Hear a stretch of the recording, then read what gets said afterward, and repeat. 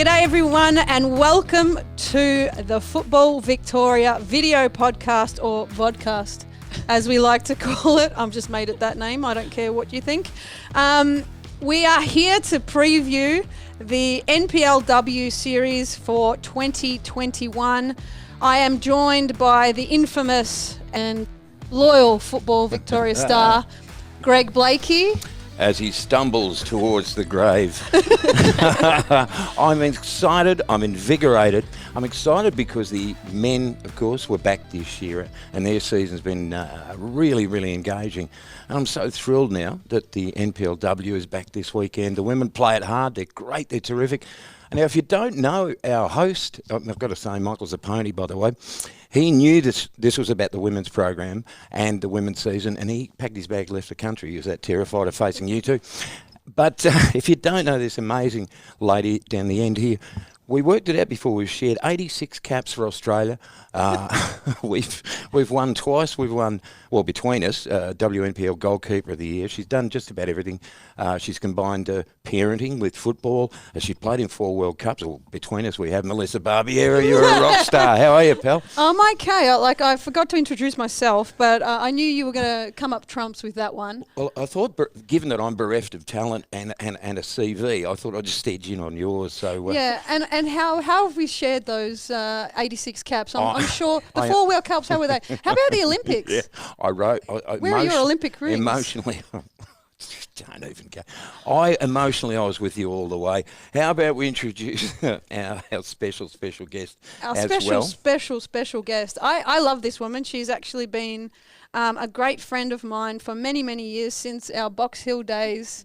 Winning triumphantly numerous times. I don't know, did you ever get the Box Hill tattoo on your foot? No, you missed out on that one? No, I got number 7 instead. You got number 7 instead.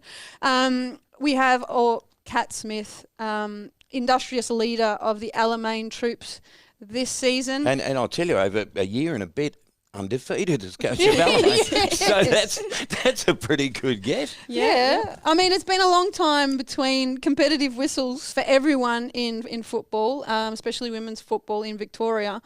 You took the reins at Alamein for last season, so 2020, that was a wash. But what are you most looking forward to this season, Kat, in charge of Alamein?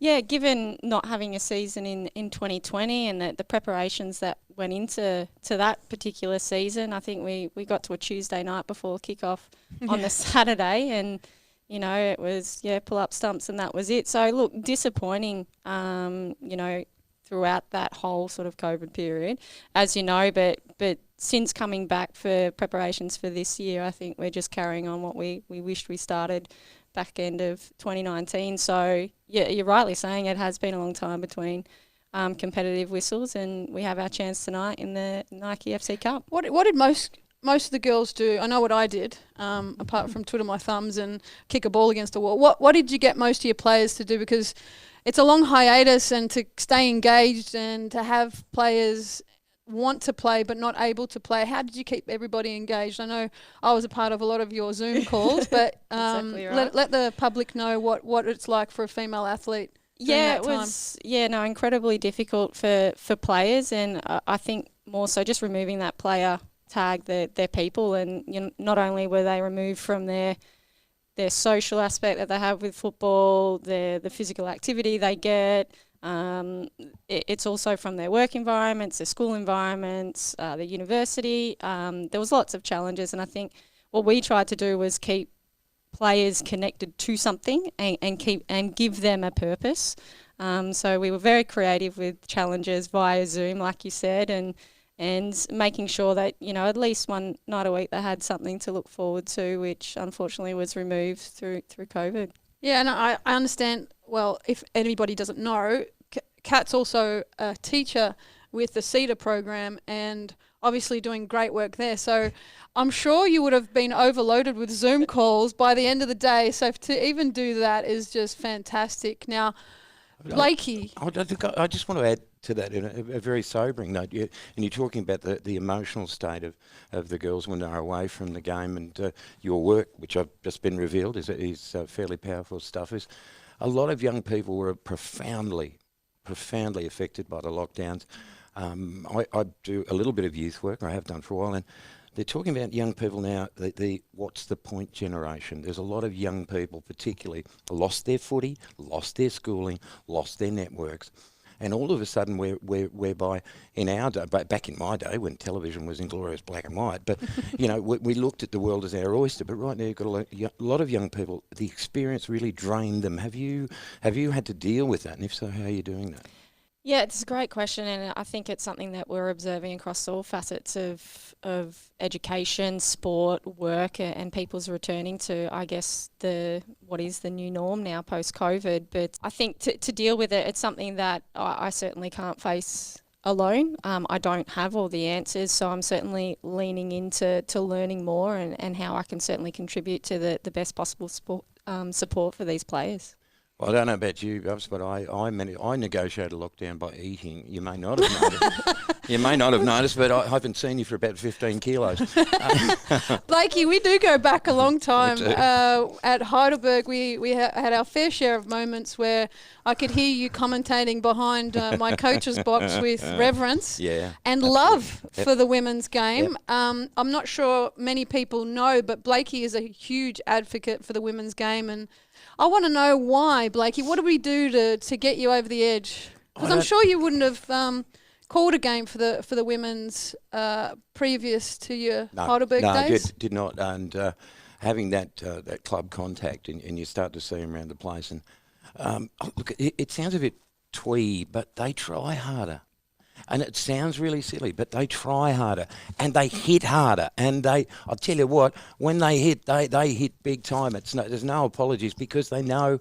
Am I right or wrong here? But I think to some degree they feel they've got a point to prove. But that's wonderful. It's the Coliseum, baby. Yeah. You're out there on the field. You see a couple of girls.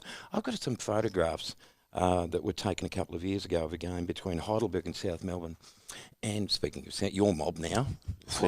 Don't like you at all. But, you know, and you see the contorted faces, the bashing in mid. I love that about the women. And I know they play great footy, but they also commit to it. Is that fair? Mm-hmm. Mm-hmm. I think we get up harder too. Yeah. So if we go down and we're right to get up, we get up. We don't have what's called the magic ice bucket. Well, you can't afford it. Sometimes we want to instill in our players or our teammates the option of going down and just taking a breath for a minute, because some of us have a foofer valve that's not working very well. That is a serious injury too, isn't it? You don't want to go. Hey, listen, and the other thing too is I think we spoke about this off air. I'm sorry, I nearly poked you with my folder. My book. Whatever that is, yeah. Stop waving it around. It's the FE podcast. I'm the Italian here. Stop waving your hands around. I'm just so nervous. I'm working with talent like you two. Kat Smith, Melissa Barbieri. You got better hair than me, whoever mate. the hell. Oh, now I've forgotten where I was going with that. Yes, no, and this I've got an oft-quoted study, not a study that I did, but that I saw a couple of years ago where they actually compared the men's and the women's game. And it's literally the women get up twice as quickly as the blokes do after physical contests. So you're 100% right, and it's been proved. There's people at Heidelberg and people around the league are saying, "Oh, Blakey, you talk crap." And maybe I do, but this is serious. It's been studied and they've measured it, and I love that about the women. And I implore people. I mean, can we talk about the 4 games this weekend? I wanted to actually broach that subject of this weekend because I wanted to know how you're getting people to the game, Blakey. How are you going to promote our league? How often have I spoken to you about this? Well, for a start, I'm not going to pot shot anybody, but I probably will. But why the hell? Why not take advantage of the limelight? The affiliate, I don't get that often enough. No, exactly. With the affiliated clubs in particular, like your mob, South Melbourne, why are the women seniors and the men's seniors not on the same day? I just, for the life of me... Well, there's only 2 teams that could probably do that. Well, in the NPL. Yeah, you could be right. So, I know, Bulleen have a Division 1 team. Yeah. NPL 1, yeah. If people went along, I remember, I don't want to hijack this, Kat. No. Think, it's a great point to bring up. Well, look, we broadcast the women's games, and they were sensational. It'd be sitting there, it'd be a glorious Sunday or a Saturday afternoon, and the sunshine and grass, and you bring your picnic blanket and your puppy dogs along and your kids, or a combination of those, and enjoy the day, enjoy your game of footy, because it costs you nothing to see the women play too. What the hell's wrong with you? You got nothing better to do? Well, there's one challenge, and sorry to butt in there, but if the actual licensing agreement doesn't allow the NPLW teams to take a gate charge for entry, but yet the men's do. So how do you manage that on an actual match day when are you asking people to come earlier and pay for the women's, but it's for paying for the men's game after? Or do you go vice versa, that you fixture the men's game first, which they have to pay to get into, for the women? The fact that we live stream all our games and it's up for advertising and all those things that are available to us post-COVID as well as before COVID. I think we're making huge gains in that sort of area. We just have to have the people on the ground coming to the games. But what games are they going to come to see, Blakey? And I'll tell you in a sec. Well, I was going to go off on a tangent there. You can. We've got half an hour. You think about it. Have we only got half an hour? Unforgivable. We're high in Football Victoria Towers, by the way. What a sensational view. You can't see it at home, but St Kilda Road looks lovely this time of year. I was just going to say, there's vibrant personalities along the way, isn't there, in the women's game? Why don't we get them involved in the coverage? If we've got that coverage of the games every weekend live, why are we not putting the personalities out there for a while to sell the game as well at the same time? Anyway, enough of that. 100%. You've never approved of me like this. I'm unnerved by this. Oh, mate, it's the new hair and the new size that I'm just getting used to. The new size. Did I tell you I got a letter from the TAC the other day? Oh, what? Yeah, no, I'm now legally obliged to go beep, beep, beep when I'm walking backwards. That's how big I am. Now, and you have to pay extra on the E-tag too, apparently. I'll have to pay like I'm a truck. Now, we've got... So the bigger the better, mate. Don't worry about it. Oh, dear. So we've got 4... It's back. The WNPL is back, baby, this weekend. 4 big games, 3 on Saturday, 1 on Monday. Where are we? So on Saturday, we've got Box Hill, your old mob. What was it, 8 grand finals, 10 grand finals in a row, about 9 championships. Holy moly. Who got I got the tattoo from the 10th win, but it was 8 grand finals. Yeah. 8 out of 10. Only 8, yeah, all right. So it's the Box Hill against Bayside. That's Saturday 3. The Warriors, the women Warriors from Catalina Street, they're good as gold. They're playing senior NTC on Saturday, 3 o'clock. Calder, the Darth Vader, aren't they, Calder? How do you kill them off? Calder against Alamein. It's like, the serial killer, what's his name? Freddie or which Joe. one? Well, you kill them, you whack them, you throw them down the stairs, you jump on them, set them on fire, microwave them. The next minute they're up killing more people. That's a Calder for you. They're playing... your mob on Saturday. How are you feeling about that? Yeah, good. Very confident. We've had a pretty undisrupted pre-season. We get to put that on show tonight, so we get an extra game in. I think Calder had a cup game against FE Emerging on the weekend. So, look, we're just going to manage our controllables and go in as prepared as we can. And they'll beat you because they always they're horrible. Cool. They just they just get rolling on. But Blakey, Monday night. Monday night footy. That's 8:15 out at the Veneto Club. They've got a gondola there. Could you believe? That's my home club. First time. That's where I was born. Well, I was going there before you were born. Believe it or not. The disco. Oh, I remember that disco. They've got a gondola and they've also got footy on Monday night, 8:15. Look out for it. It's the Balloon Lions, the women in against South Melbourne Hellas, your mob. Yes. Right now, hey? Yep. How do you feel about that one? Quietly confident, much like Kat. Maybe an undisrupted pre-season, plus a few players missing because of the W League still going ahead, but... I'm playing so at this stage on the Monday night, so I've been able to cross over my contract with W League to South Melbourne, so which is fantastic. Looking forward to it. No, it's fantastic to see you out there at any time. You are a super... They use legend so often it's become cliche, so I'll go with icon. That's what you are, Bubs. Icon Park. No, I was actually thinking, Kat, you mentioned the emerging Matildas program. So that's the Football Victoria emerging team.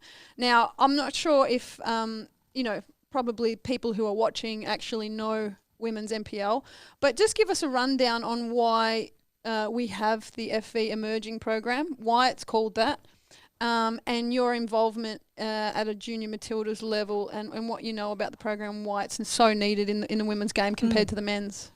Yeah, I think in all essence the program's been established by Football Victoria endorsed by Football Australia to provide a platform that I guess has the frameworks available to the players to be the best that they can be. Now, those frameworks I talk about, the support on and off the park they need, the credentials of the coaches, the facilities, the physio, the sports science, the sports analysts, all of those types of thing, which is bridging the gap and allowing these players to have the earlier exposure to, I guess, the demands of the game and the nuances around high performance to support their, I guess, emergence, hence emerging Matildas, into some of those national team environments such as the junior Matildas, the young Matildas, and hopefully senior Matildas. Do you think we've developed this program in order to compete, so-called, so that our players don't feel the need to move states to go and play in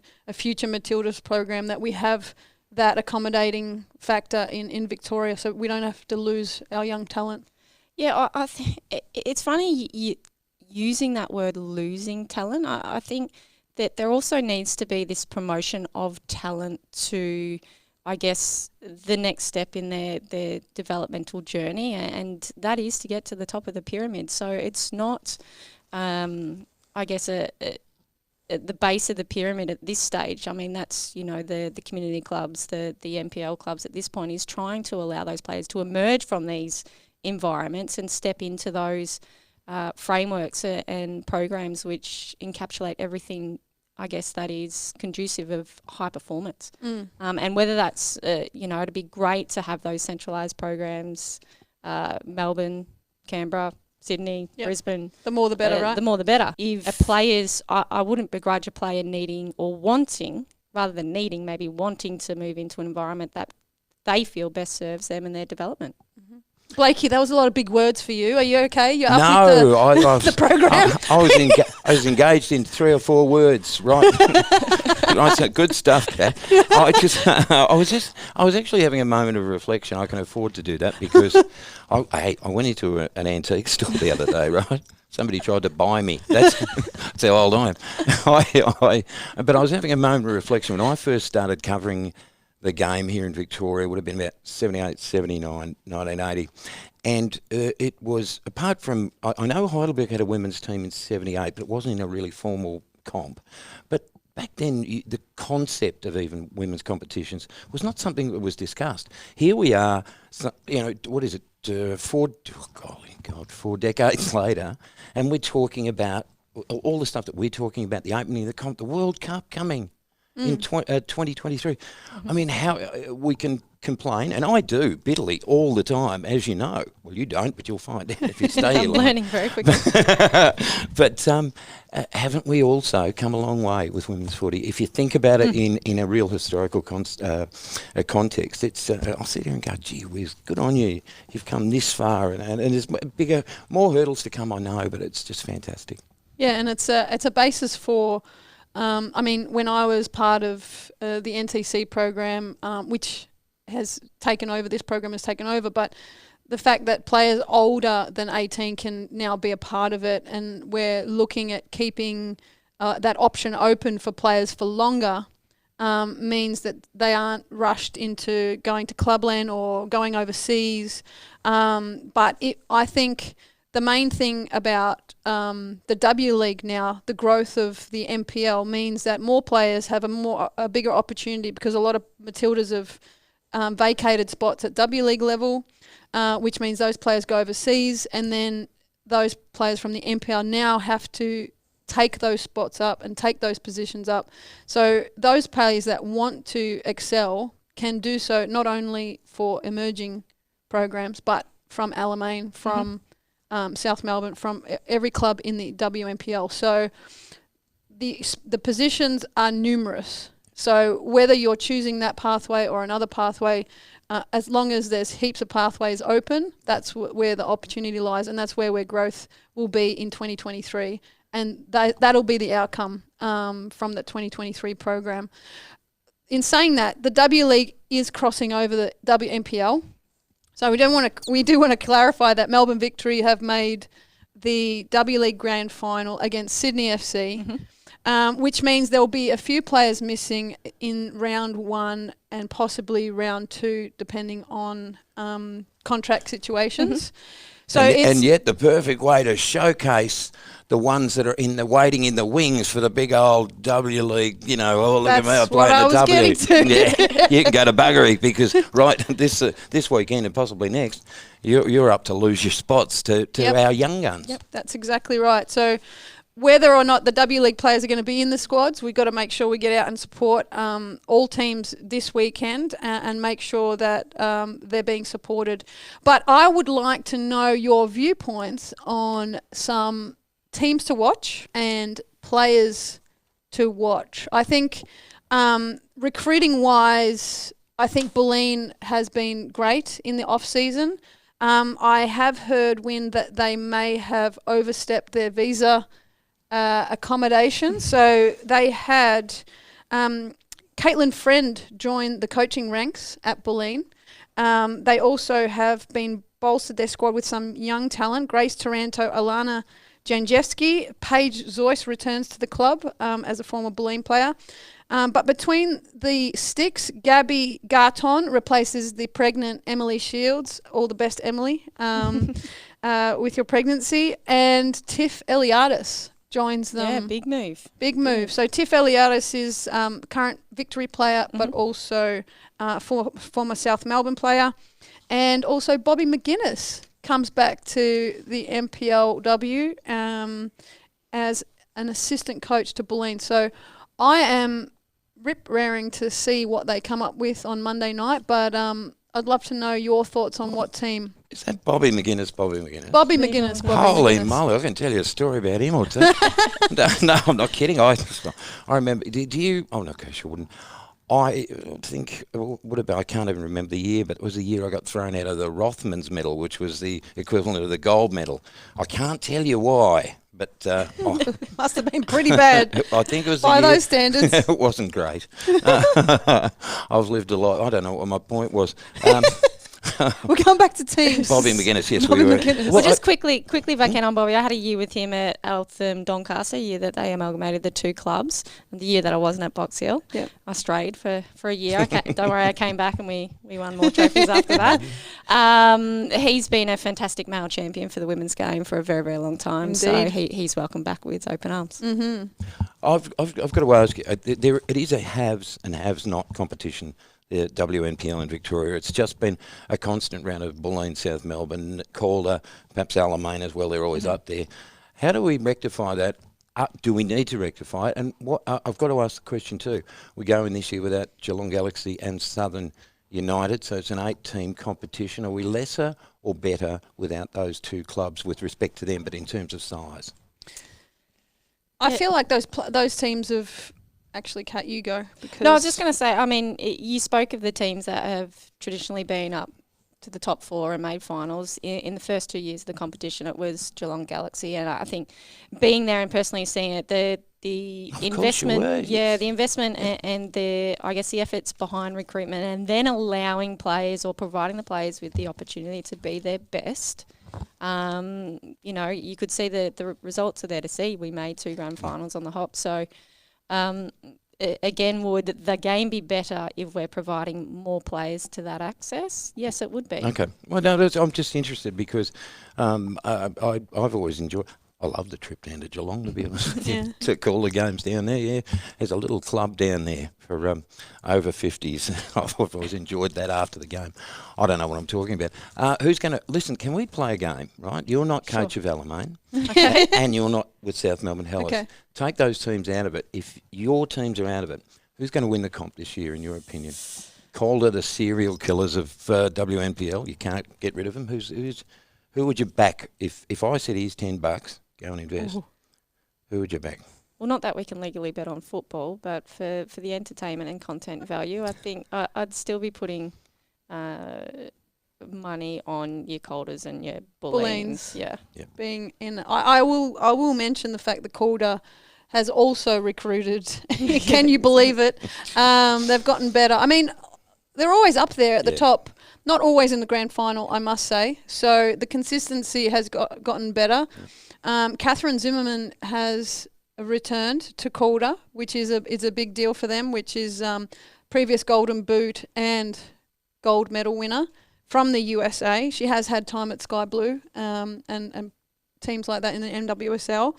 Alexandra Sinclair becomes captain. Of course, Player of the Year in 2019. So they're already a formidable club, huge reputation, but they add, can you believe it, Harriet Withers from Melbourne City, striker, plus Corey Kane from American University, Julia Sardo, Mindy Barbieri, on top of the players that they already have with the Tarantos, Zimmerman, I'm giving it Sinclair. away. I'm done. Is there another one we want to add? There's a Laura Sporanovic as well. Laura Sporanovic is lacing up for Calder as well. Western United. Yeah, and we will mention the fact that Western United has given them the green and black stripes and amalgamated with the team at Calder to provide a pathway. All right, you can't do this, and neither can you, Kat, but I'm putting out a bounty on Calder. Okay. I'm offering a significant amount of something that I'm going to make up in a minute for the first team that knocks off Calder. Not that I don't like them. Can I tell you, too, I've been there twice in the last couple of years. Once I got bit by a spider at Calder. That was fantastic. And no, this is Zimmerman? Was it Zimmerman? And another time, I'm pretty sure I was standing under a tree and I got peed on by a possum. So that's how I feel about, Calder. They're not my favourite club. I'm only joking. Zimmerman actually has friends with the spiders in the corners of the goals that I can rarely touch. So I do believe she would be a very spider-worthy person. Either. You've got to take me seriously sometimes. I got bit by, my life could have been in jeopardy. Oh really? Oh, so you're actually really, I just got bit on the neck. I was just standing there and I thought, wow, that hurt. And there was a spider there and I thought, this is it, Calder. Done. They are just the evil empire. Kilorpa. It's shocking. Kat, let us know what's happening at Alamein. What are we looking at Alamein? I believe you have recruited very, very well in the off season. So let us know your signings. Yeah. Well, we needed to, given we lost a number one goalkeeper. But we did recruit well. We've got Beth Mason-Jones between the sticks. She returns after a year off, and she's got great experience within W League as well. Kudos to Beth. Yeah. Police Academy. Yeah. Yeah. So look, another person that's been in the media of late, of those that needed to juggle both their sporting aspirations and their careers as well. So she's doing really well. Look, I'll pull out the script. We've got that excellent blend of youth and experience across the park. We've got some fantastic leaders.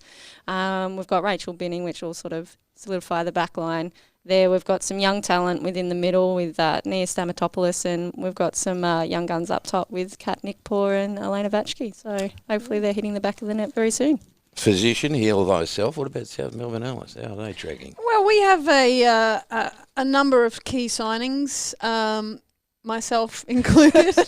So I'll be putting the gloves on for South Melbourne, but also we have Gabe Marzano from W League side Victory. We've got basically all the Alamein players that came from. Well, I said get the smile off your God. Look at you. So Amy Medwin. Yeah. Another one. Yep. Akeisha. Jana. Lucy Johnson. Lucy Johnson, there we go. All my mates, really.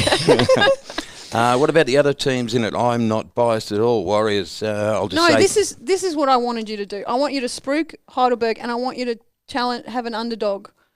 So we're all saying Calder, obviously. Yes. All right, well, I'll just name three people that I just love. Galea, Torre, and Sydney Allen. Three of my favourite women players of all time. They're fronting up in the gold and black again this year. I'm not over the new signings. We don't need new signings. We're going to roll over the competition, except for Calder. That was actually a very good point. Heidelberg completely retained their entire They did, and lineup. they've got a senior coach who's only about 13 years old. He's a little bloke with a little voice. Clemente, That's John the one. Clemente. He's 13 at tops, I reckon. Once he goes through puberty, he'll be a ripper. No, he's a little bloke, but he's apparently done a wonderful job there, and they're all geared up for a big season. Underdog. Tay Schneider as well from the USA. Another former Alamein. Another former Alamein. You've got, I don't know, Bayside, obviously. Bayside? Yeah, well, they'd have to be an a underdog. couple of the familiar faces. We played them in Molly May Ramsey comes back from England. Molly Burke from NTC days. Returning Lauren Farrugia, goalkeeper of the year winner. Well, how about we offer the bounty if Bayside can knock off Calder? I'm going to have a look at the draw tonight. I reckon that's the one where we should get down there and call the game. Yeah. The day that Bayside took the scalp, eh? No, we can't. Here we go. We can't generate that sort of. No, but you can have fun because the game is about fun and enjoying stuff. And I'll tell you, I'm in all sincerity, I get that much joy out of seeing your women team, your teams. They're women and their teams. So yeah, women's teams. That's where I was going. But you play with vivacity and joy, and I love it. I can't wait for the season to start. And I wish you both all the very best. Hope I make it to the line. I'm feeling a bit peaked at the moment. It's the altitude. I think I'll probably need a bit of oxygen or something. Thank you for joining us today, Kat. I'm not sure if you've come out the wiser with myself and Blakey by your side, but really excited for the NPLW season to get underway this weekend, and all the best to all the teams and all the players. And no doubt we would love to see W League finalist Melbourne Victory. Because we're Victorian, we have to say that we want them to win. But I hope they have a great grand final, and looking forward to seeing your friendly faces out on the pitch sometime soon. And get off your backsides and go and give the women some support. They deserve it. They're absolutely magnificent. Might get an autograph or two off. Not Barbieri, she's too good for herself. She's got tickets, but One of these ones. It's been lovely. See you at a work game with you soon, guys. Yeah, absolutely. Thanks, everyone.